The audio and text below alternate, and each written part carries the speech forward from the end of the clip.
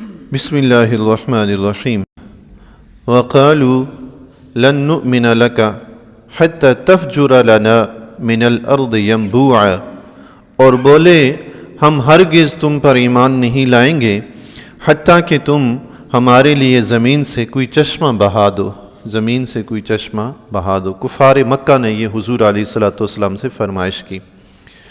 علامہ ابن کثیر نے دیگر مفسرین کرام نے لکھا ہے کہ ایک دن کفار مکہ کے سرداران تقریباً سارے خانہ کعبہ کے پاس اکٹھے ہوئے شام کے وقت، اور انہوں نے کہا کہ آج ایسا کرتے ہیں کہ محمد عربی صلی اللہ تعالیٰ علیہ وآلہ وسلم کو بلا کر ہم اپنی حجت تمام کر دیتے ہیں اور ان سے بات کر کے یہ قصہ ختم کرتے ہیں۔ تو انہوں نے حضور علیہ الصلوۃ والسلام کی طرف پیغام بھیجا کہ آپ کو آپ کی قوم کے سردار یاد کر رہے ہیں۔ آقا علیہ الصلوۃ والسلام چونکہ بہت حریص تھے، آپ کی بہت خواہش تھی کہ کسی طرح یہ لوگ ایمان قبول کر لیں، تو آقا علیہ الصلوۃ والسلام چونکہ اللہ نے رحمت للعالمین بنا کر آپ کو بھیجا تھا، تو آپ سے زیادہ رحم و شفقت کرنے والا کون ہو سکتا ہے۔ آپ کی دلی خواہش تھی کہ کسی طرح لوگ کلمہ پڑھ کر دائرہ ایمان میں، دائرہ اسلام میں داخل ہو جائیں۔ تو آپ نے جب سنا کہ بلا رہے ہیں تو آپ کی خواہش پیدا ہوئی کہ ہو سکتا ہے کہ ان پر دین کی حقیقت عیاں ہو گئی ہو، تو آپ علیہ الصلوۃ والسلام فوراً تشریف لے آئے اس امید پر کہ شاید ایمان لے آئیں۔ آپ علیہ الصلوۃ والسلام جب تشریف لائے تو انہوں نے حضور علیہ الصلوۃ والسلام سے گفتگو کرنی شروع کی۔ کہنے لگے دیکھیں بھائی، آپ نے جو مسائل کھڑے کیے ہیں اس سے پہلے کسی شخص نے ایسا نہیں کیا۔ آپ کی وجہ سے ہم تتر بتر ہو گئے ہیں، ہماری جمعیت منتشر ہو گئی ہے۔ آپ نے ہمارے آباء و اجداد کو گالیاں دی، آپ ہمارے دین کو برا بھلا کہتے ہیں، آپ ہمارے عقل مندوں کو بے وقوف کہتے ہیں، آپ ہمارے معبودوں کو برا بھلا کہتے ہیں۔ تو دیکھیں آج فیصلہ کرتے ہیں، اگر آپ کا مقصد اس کام سے مال و دولت اکٹھا کرنا ہے تو ہم آپ کو کثیر مال جمع کر کے دے دیتے ہیں، آپ سب سے زیادہ غنی اور خوشحال ہو جائیں گے۔ اگر اس سے آپ کا مقصد سرداری حاصل کرنا ہے تو ہم آپ کو سردار بنا دیتے ہیں۔ اگر اس سے آپ کا مقصد کوئی سلطنت حاصل کرنا ہے، بادشاہ بننا ہے، تو ہم آپ کو بادشاہ بنا دیتے ہیں۔ اور اگر آپ کو کوئی بیماری ہے، اس بیماری کی وجہ سے آپ یہ سب کچھ کر رہے ہیں، تو اس کا علاج کرنا ہمارے ذمہ ہے، سارا اخراجات بھی ہم برداشت کریں گے۔ تو آقا علیہ الصلوۃ والسلام نے جواب میں ارشاد فرمایا، نہ تو مجھے بیماری ہے، نہ میں اس کام سے سرداری چاہتا ہوں، نہ ہی مجھے بادشاہت کی طلب ہے، بلکہ مجھے اللہ تعالیٰ نے آپ کی طرف ایک خصوصی پیغام دے کر بھیجا ہے اور مجھ پر اس نے کتاب نازل فرمائی ہے، میں آپ تک اس کا پیغام پہنچا چکا۔ اب آپ کی مرضی ہے، اگر اسے قبول کرو گے تو اس میں تمہیں آخرت میں کامیابی ملے گی، تم دنیا اور آخرت میں سرخرو ہو جاؤ گے۔ اگر رد کر دو تو میں اللہ تعالیٰ کے حکم کا انتظار کروں گا کہ وہ میرے اور تمہارے درمیان فیصلہ کر دے۔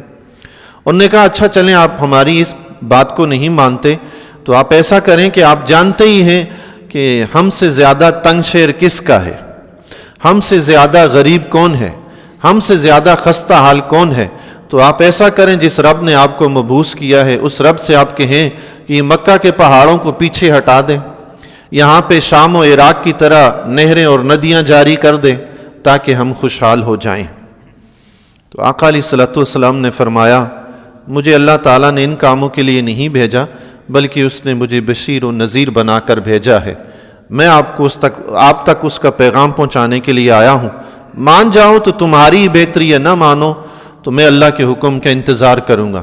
انہوں نے کہا اچھا اگر آپ یہ بات بھی نہیں مانتے تو پھر آپ ایسا کریں، فرشتے کو بلا لیں، وہ فرشتہ آ کر آپ کی تصدیق بھی کرے اور آپ کے لیے باغات بھی جاری کر دے، خزانے پیدا کر دے، باغات بنا دے، خزانے بنا دے، آپ کو سونے چاندی کے محلات مہیا کر دیں۔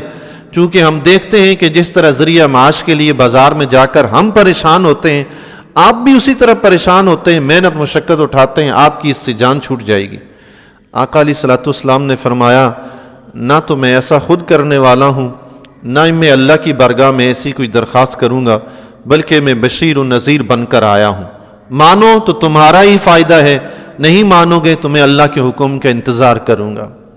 اس طرح کی الٹی سیدھی باتیں کرتے ہوئے آخر میں پھر وہ کہنے لگے کہ اچھا ایسا کریں کہ اپنے رب سے کہیں ہمارے اوپر آسمان گرا دے جیسا کہ آپ کہتے ہیں۔ حضور علیہ الصلوۃ والسلام فرمایا کرتے تھے نا، قیامت آئے گی تو یہ آسمان گر جائے گا، ٹوٹ پھوٹ جائے گا. تو انہوں نے کہا قیامت کا انتظار کیوں کرتے ہیں، ابھی بھیج دیں. پھر کہنے لگے کہ آقا علیہ الصلوۃ والسلام نے فرمایا یہ اللہ کی مرضی پر موقوف ہے، رب چاہے تو ایسا کر دے، وہ چاہے تو نہ کرے، میں کچھ نہیں کہہ سکتا. تو انہوں نے کہا کہ کیا آپ کے رب کو پتہ نہیں تھا کہ ہم آپ کو بلائیں گے اور آپ سے یہ سوال کریں گے، وہ آپ کو پہلے ہی بتا دیتا کہ آپ نے ان سوالوں کے یہ جواب دینے ہیں. اگر ہم آپ کی بات نہیں مانیں گے تو وہ ہمارے ساتھ یہ کرے گا، اس کو پتہ نہیں تھا. اللہ اکبر. کوئی کہنے لگا کہ ہم تو فرشتوں کی عبادت کرتے ہیں، وہ اللہ کی بیٹیاں ہیں. اور کوئی کہنے لگا کہ اے محمد ہم اس وقت تک آپ پر ایمان نہیں لائیں گے جب تک آپ اللہ تعالیٰ کو اور فرشتوں کو ہمارے سامنے نہ لے آئیں. یہ باتیں سن کر آقا علیہ الصلوۃ والسلام بہت رنجیدہ ہوئے اور آپ علیہ الصلوۃ والسلام وہاں سے اٹھ کر تشریف لے گئے. آپ کے پیچھے پیچھے آپ کا پھوپھی زاد بھائی عبداللہ بن ابی امیہ وہ بھی آپ کے ساتھ چل پڑا اور چلتے ہوئے کہنے لگا کہ دیکھیں محمد، آپ کی قوم کے سرداروں نے آپ کو پیشکش کی، آپ نے قبول نہیں کی، آپ سے کچھ مطالبات کیے، آپ نے قبول نہیں کیے. اب آپ ایسا کریں کہ آسمان پر سیڑھی لگا کر میرے سامنے چڑھیں، وہاں سے ایک کتاب لے کر آئیں، آپ کے ساتھ 4 فرشتے بھی نازل ہوں، وہ آپ کی تصدیق کریں. اللہ کی قسم میں پھر بھی تم پر ایمان نہیں لاؤں گا، اللہ کی قسم میں پھر بھی ایمان نہیں لاؤں گا، یہ کہہ کر چلا گیا. مفسرین کرام نے لکھا ہے، علامہ ابن کثیر نے بھی اس کو نقل فرمایا ہے، رب کائنات کے سامنے مکہ کے پہاڑوں کو ہٹانا، وہاں پہ باغات پیدا کر دینا، چشمے بہانا، ندیاں اور نہریں جاری کرنا رب کے لیے کوئی مشکل نہیں تھا.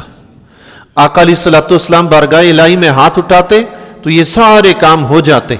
لیکن آقا علیہ الصلوۃ والسلام بھی جانتے تھے یہ دشمنی اور عناد کی وجہ سے یہ سب کچھ کر رہے ہیں، ان کا ایمان قبول کرنا مقصد نہیں ہے. اور رب کائنات تو رب ہے، وہ تو پہلے ہی جانتا ہے. جب رب کے حبیب جانتے ہیں تو کیا رب نہیں جانتا؟ حدیث میں آتا ہے اللہ تبارک و تعالیٰ نے آقا علیہ الصلوۃ والسلام کو حکم فرمایا کہ حبیب اگر آپ چاہیں تو ان کی یہ سارے مطالبات، ان کی ساری خواہشات پوری کر دی جائیں، لیکن یہ پھر بھی ایمان نہیں لائے تو اے حبیب میں ان کو ایسا عذاب دوں گا جو آج سے پہلے کسی کو عذاب نہیں دیا ہوگا. لیکن اگر آپ چاہیں تو میں ان کے لیے توبہ کا دروازہ اور اپنی رحمت کا دروازہ کھلا رکھتا ہوں. آقا علیہ الصلوۃ والسلام نے فرمایا میرے رب میں چاہتا ہوں کہ تو ان کے لیے توبہ کا دروازہ اور رحمت کا دروازہ کھلا رکھ، ہو سکتا ہے ان میں سے کوئی ایمان لے آئے، نہیں تو ان کی اولاد میں سے کوئی تیرا عبادت گزار بن جائے. سبحان اللہ. اتنا ستانے کے باوجود بھی ہیں اللہ، اس کے باوجود آقا علیہ الصلوۃ والسلام نے فرمایا مولا تیرا در توبہ ہر ایک کے لیے کھلا رہے. سبحان اللہ. روایت میں آتا ہے وہی عبداللہ بن ابی امیہ جو آقا علیہ الصلوۃ والسلام کے ساتھ چلے اور آپ کو اس طرح کے الفاظ کہے، بعد میں ایمان لائے اور پکے سچے صحابی بن گئے. سبحان اللہ. اللہ اکبر. آقا علیہ الصلوۃ والسلام نے کتنا برداشت کیا ان کفار کو، ان کی حرکتوں کو. اس وقت یہ چند آیات مبارکہ نازل ہوئی. رب نے فرمایا وہ کہتے ہیں کہ ہم آپ پر ایمان نہیں لائیں گے حتیٰ کہ آپ ہمارے لیے چشمہ جاری کر دیں، او تکون لک جنت من نخیل، یا تمہارے لیے کھجوروں کا باغ بن جائے، وعنب اور انگوروں کا، فتفجر الانہار خلالہا تفجیرا، تو ان کے درمیان میں نہریں بہتی ہوں. سبحان اللہ. کھجوروں اور انگوروں کے باغ کے درمیان میں نہریں بہتی ہوں، آپ کے لیے ایسا ہو جاؤ. او تسقط السماء کما زعمت، یا تم ہم پر آسمان گرا دو جیسا کہ تم خیال کرتے ہو، علینا ہم پر کسفن ٹکڑے ٹکڑے کر کے ہمارے اوپر آسمان گرا دیں. او تأتی باللہ والملائکۃ قبیلا، یا اللہ اور فرشتوں کو ضامن لے کر آ جاؤ. اللہ کو بھی لے آؤ، وہ تصدیق کریں کہ ہاں میں نے ان کو نبی بنا کر بھیجا ہے، اور فرشتے بھی آئیں وہ بھی آ کر کہیں کہ ہاں یہ اللہ کے رسول ہیں. اللہ اکبر. ان کو لے کر آؤ. او یکون لک بیت من زخرف، یا تمہارے لیے سونے کا گھر ہو، او ترقی فی السماء، یا تم آسمان میں چڑھ جاؤ، سیڑھی لگا کر آسمان پہ چڑھ جاؤ، ہمارے سامنے وہاں سے کتاب لے کر نازل ہو، ہمیں پتہ چلے کہ واقعی آپ آسمان سے کتاب لائیں. لیکن اس کے باوجود ان کا کہنا یہ تھا کہ ہم ایمان پھر بھی نہیں لائیں گے. اللہ. اس طرح کے جو خصوصی مطالبات کیے جاتے ہیں کفار کی طرف سے، رب جب وہ پورے کر دیتا ہے پھر بھی ایمان نہ لائیں تو پھر رب انہیں عذاب میں مبتلا کر دیتا ہے. اس لیے ان کے مطالبات پورے نہیں کیے گئے کہ رحمت للعالمین صلی اللہ تعالی علیہ وآلہ وسلم ان پہ رحمت کرنا چاہتے تھے تاکہ عذاب میں مبتلا نہ ہو. کسی کو اللہ تعالیٰ ایمان کی توفیق بخشتے ہیں. وَلَن نُؤْمِنَ لِرُقِيِّكَ حَتَّى تُنَزِّلَ عَلَيْنَا كِتَابًا نَقْرَؤُهُ، اور ہم تمہارے چڑھ جانے پر بھی ہرگز ایمان نہیں لائیں گے جب تک آپ ہم پر ایک کتاب نہ اتارو جو ہم پڑھیں.